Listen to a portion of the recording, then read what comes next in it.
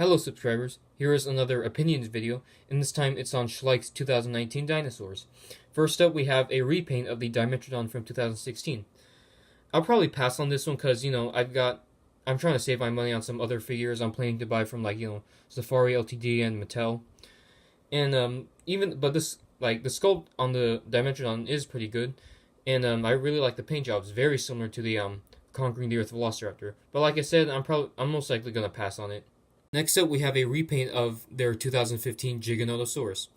Well, the sculpt on this isn't great, it's very inaccurate, but the paint job is actually really cool. I think it's actually better than the last Giganotosaurus paint job. But yeah, like the Dimetrodon, I'm going to pass on it because, trying to save money on other figures, like I said. Next up is one of Schleich's new figures, which is a Dimorphodon, and it's in a standing pose, not a flying pose. And this figure actually looks pretty cool in my opinion. It looks similar to the collective one, which I think is better than this, but see, the detailing and the paint job on here is very nice. And now people on the dinosaur toy blog are mixed about this figure, but I think, like I said, I think it's pretty cool. And what I don't like is every time when people see a Schleich figure and then they see it in person, and then sometimes that figure will end up having sloppy paint on the teeth and the claws, and people are always quick to judge, saying oh, this figure sucks, I hate this figure, oh my god, this is so underwhelming. But yeah, it kind of shows how people are that biased against Schleich, because some Safari Ltd figures that I have, like the Giganotosaurus and the Hyaenodon, have sloppy paint on the claws and the teeth, and no one is complaining about that. Yeah, stuff like that really annoys me. But this Dimorphodon, I might get it, but I might not. We'll see. Next up, we have an Animantarx, and I've never heard of this dinosaur before. Seems to be some sort of Nodosaur ankylosaur.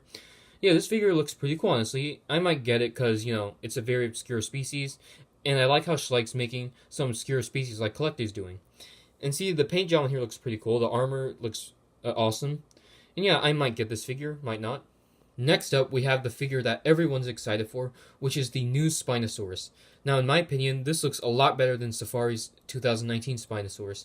The Safari 2019 Spino seems to be based on the now outdated and debunked quadrupedal Spinosaurus, because Spinosaurus, its arms and knuckles weren't reinforced to support that weight.